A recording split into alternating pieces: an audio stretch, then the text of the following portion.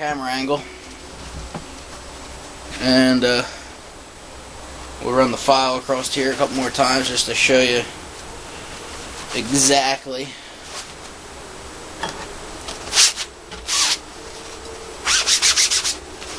Clean the file off a little bit. Some of the burrs off of there. And we'll just go back, try cleaning this up a little bit, get some of them burrs off.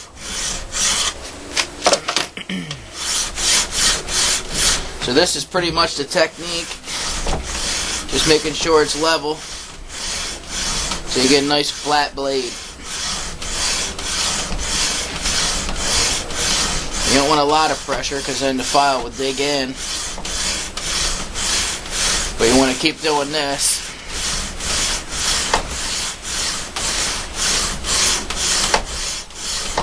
Until it's flat.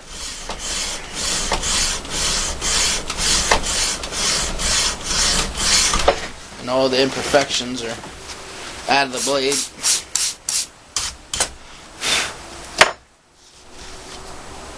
So I still got a little hole right here. You probably can't see it in the video, it's too far away. But I'll just keep working that down until that's out of there.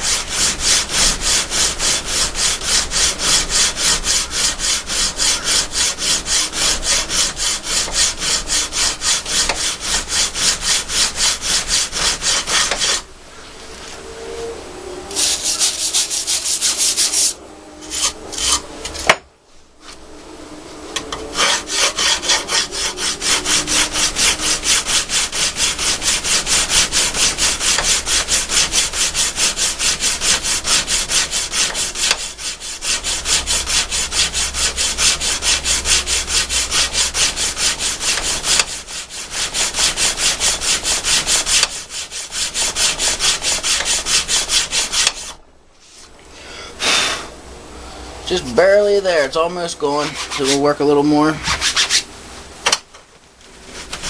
Just make sure, keep that level, or the file straight. Because when you put that shine on it, you'll see the ripples in it. Either this way or this way, it'll be rounded.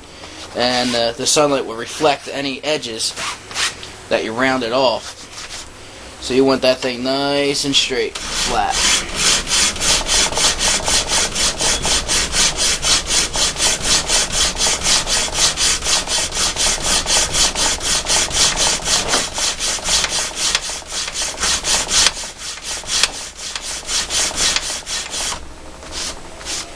Alright, that thing's gone.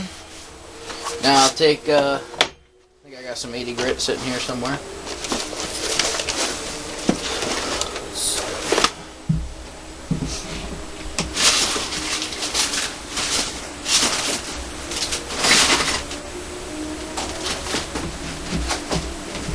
Here's some 80 grit, just aluminum oxide paper.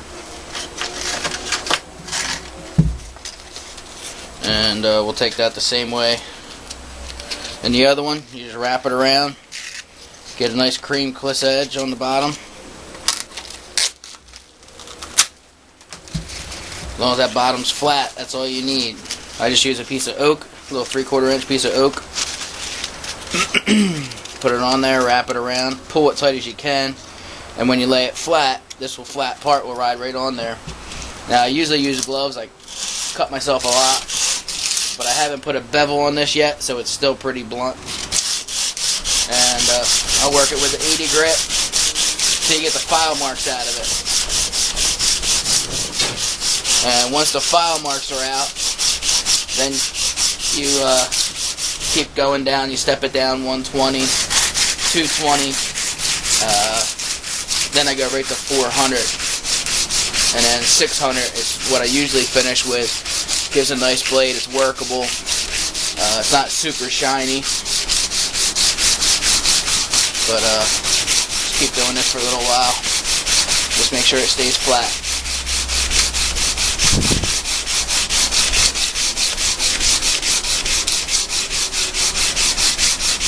It's starting to shine up now with just sandpaper.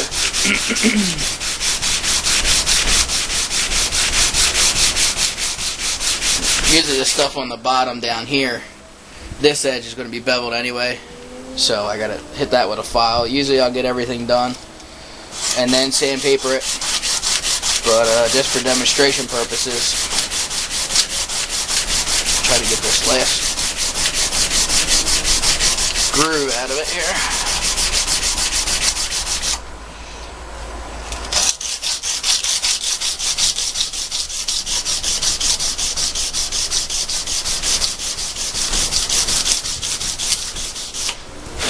I hit it on an angle this way,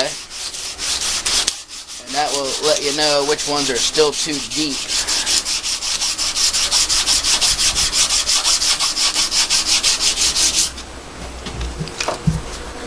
Take you off of here, see if we can get a better look at it.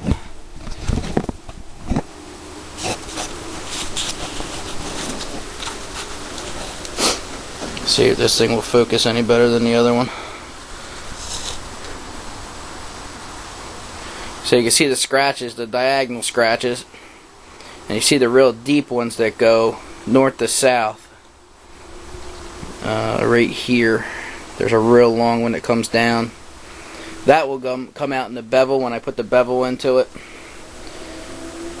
But I'll just keep working that. You're probably all dizzy right now. Camera angle going every which way. Just trying to get a good angle here so you can see the blade. And you see how shiny it is now from when we started. And that's just 80 grit. When it gets to 600, I got some other pictures online that will really show you the shininess of it. But yeah, I'll keep going, come back, and we'll keep on keeping on. Alright, we're back. I switched a piece of wood out.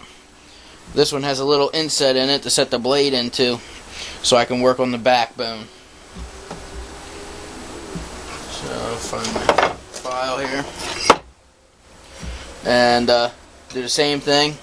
Run it back down, back and forth. And you'll be able to see the low and high spots in it.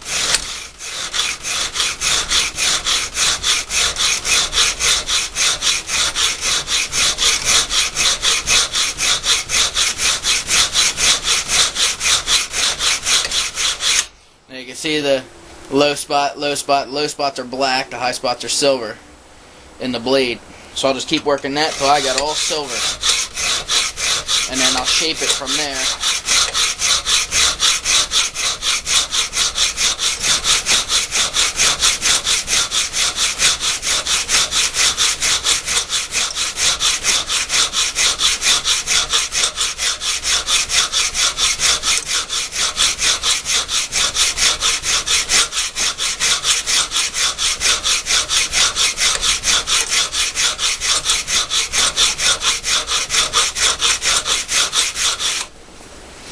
Something in the file here.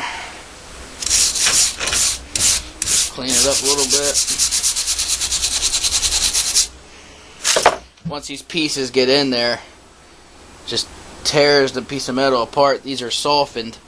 What you do is you heat it up till a magnet doesn't stick anymore, and you let it cool down real slow. So I have it in my forge. I leave it in the forge. I close the forge up and let it cool down till morning, till it gets cool. So we'll go back. I got a low spot here, here, and here. So I'll keep working that little edge.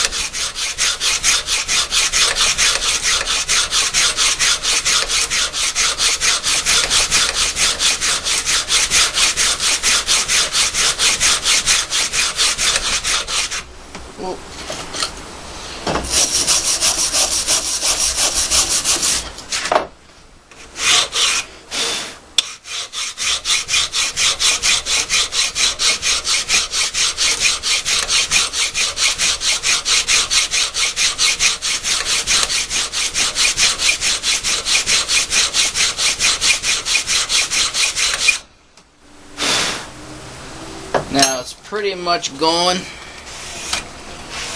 There's a little indent here, a little edge here that will be taken off later, and up here.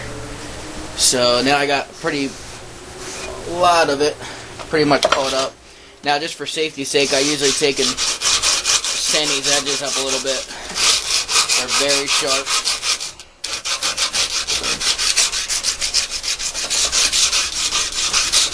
Just go around a little bit, knock off that edge.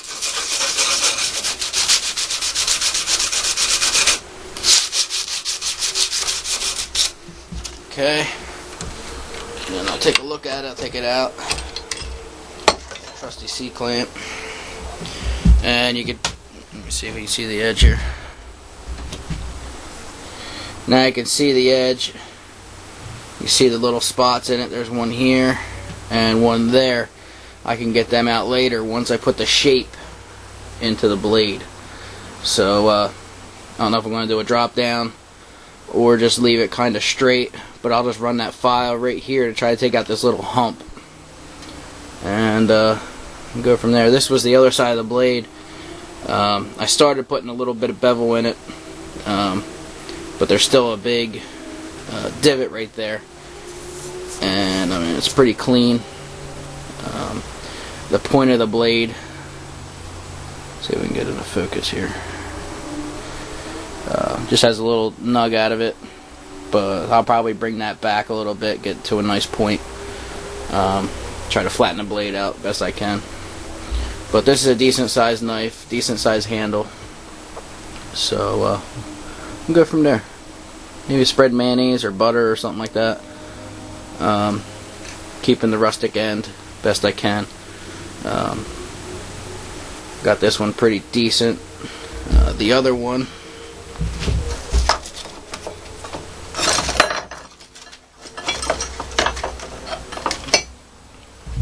here's the other one. I'll get a nice before look. You can see it's got a little bend in it, about halfway down, right in here. Looks like, yeah. I can straighten that out in the vise. It's pretty soft and pliable because I let it sit overnight. But this is what the blade looks like when it comes out first thing before I start following it. This side I just hit it with a file just to get the bubbles off. These are all bubbles, they just crack off from the drying. This one I beat a little bit of bevel into it. Can't really see it on the video too much, but I like this one a lot. It's a pretty neat looking knife. But we'll do the same thing with this one as we're doing with the one we have now, and get another video.